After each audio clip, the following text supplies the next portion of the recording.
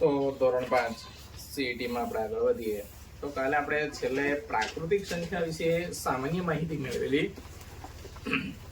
કે બે જે ક્રમિક પદો છે એની વચ્ચેનો તફાવત છે એ પ્રાકૃતિક સંખ્યા હોય. પણ આ પ્રાકૃતિક સંખ્યા એટલે કઈ? તો કે આપણે સામાન્ય વાત કરી હતી કે 1 2 3 4 એટલે કે 1 થી શરૂ કરી અને અનંત સુધી ચાલતી સંખ્યાઓ એ પ્રાકૃતિક સંખ્યાઓ છે.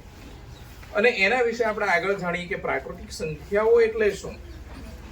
તો કે વિદ્યાર્થી મિત્રો, આપણે જાણીએ છીએ તે પ્રમાણે કે જ્યારે આપણે કોઈ પણ ગણતરી ચાલુ કરીએ, કોઈ પણ ગણતરી ગણિતમાં આપણે શરૂ કરીએ, ત્યારે આપણે શરૂઆત ક્યાંથી કરીએ? તો કે 1 થી કરીએ. કોઈ પણ ગણતરીની શરૂઆત છે એ 1 2 3 4 5 6 7 અનંત સુધી ચાલે એવી સંખ્યાનો જ ઉપયોગ કરીએ. આપણે કઈ સંખ્યાનો મોટા ભાગે ઉપયોગ કરતા હોઈએ છીએ કે 1 2 3 4 એવી રીતે આપણે કોઈ પણ સરવાળો તમે કરતા હોય, બાદબાકી કરતા હોય, ગુણાકાર કરતા હોય તો એના અંકો છે એ આમાંથી ન જ હોય. બરાબર? કોઈ પણ કે 2 3 5 એવી રીતે આપ્યું છે 2 3 4 246 248 તો એ આ સંખ્યામાંથી જ છે. તો આ સંખ્યાને ગણિતની ભાષામાં પ્રાકૃતિક સંખ્યા કહેવાય. ગણિતની ભાષામાં એને કઈ સંખ્યા કહેવાય? પ્રાકૃતિક. અને આપણે એને ગણતરીમાં ઉપયોગ કરીએ છીએ એટલે ગણતરીની સંખ્યા પણ કહી શકાય. એટલે પ્રાકૃતિક સંખ્યા એ ગણતરીની સંખ્યાઓ પણ કહેવાય અને ગણતરીની સંખ્યા એ પ્રાકૃતિક સંખ્યાઓ પણ કહેવાય. પણ એમાં સમાવેશ કોનો થાય? તો કે 1 થી માંડીને જેટલું તમે લખી શકો એટલી બધી સંખ્યા આવે. જેમ કે અહીં ઉદાહરણમાં લખ્યું છે 1 2 3 4 5 6 7 8 વગેરે જેટલી તમે સંખ્યાઓ લખો એ બધી પ્રાકૃતિક સંખ્યાઓ છે. હવે એના આધારે આપણા શ્રેણીની જે બૌદ્ધિક કસોટીના આધારે શ્રેણી જે શીખીએ છીએ કે કેવી રીતે શ્રેણી બને, તો એના ઉદાહરણમાં ઉદાહરણ નંબર 5 કે 10 11 13 16 20 25 અને પછીની કઈ સંખ્યા. તો અહીંયા જો આપણે ડાયરેક્ટ ગણતરી કરી લઈએ તો કે 10 માં કેટલા ઉમેરો ત્યારે 11 મળે? 1. 11 માં કેટલા ઉમેરો ત્યારે 13 મળે? 2. 13 માં કેટલા ઉમેરો ત્યારે 16 મળશે? 16 માં કેટલા ઉમેરો ત્યારે 20 મળશે? 20 માં કેટલા ઉમેરો ત્યારે 25 મળશે? તો અહીંયા જુઓ, તમારી સંખ્યા જે ઉમેરી છે એ સંખ્યા જુઓ 1 2 3 4 5. તો લાઈન ટુ લાઈન ચાલે છે, ક્રમિક ચાલે છે. તો હવે પછીની ક્રમિક સંખ્યા કઈ આવશે?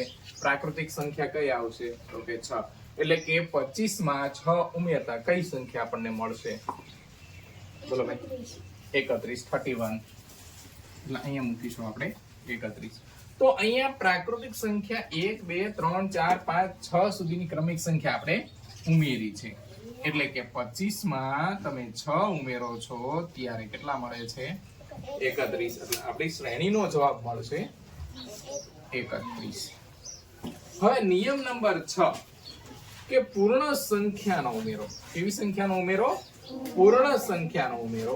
એની સામાન્ય વાત કરીએ તો આ પ્રકારની શ્રેણીમાં બે ક્રમિક પદો વચ્ચે સંખ્યાનો તફાવત તરીકે પૂર્ણ સંખ્યાઓ ઉમેરેલી હોય. હવે પૂર્ણ સંખ્યા અને પ્રાકૃતિક સંખ્યામાં છે ને કન્ફ્યુઝન થશે, પણ ખાલી એક મુદ્દો સમજી લો એટલે કન્ફ્યુઝન દૂર પણ થઈ જશે. કયું? કે પૂર્ણ સંખ્યાઓ. પૂર્ણ સંખ્યાઓ એટલે કે પ્રાકૃતિક સંખ્યામાં શૂન્યને સમાવતા પૂર્ણ સંખ્યાનો સમૂહ મળે. શું કરવાનું?